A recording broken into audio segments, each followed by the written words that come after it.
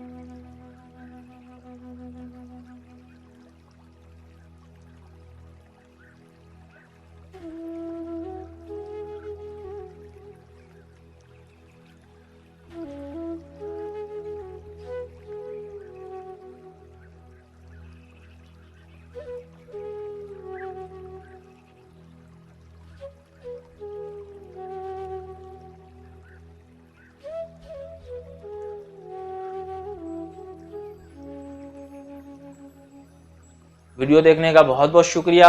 अगर ये वीडियो आपको इंफॉर्मेटिव लगी हो तो प्लीज़ इसको लाइक शेयर करें और चैनल को सब्सक्राइब करें। अल्लाह हाफ़िज़।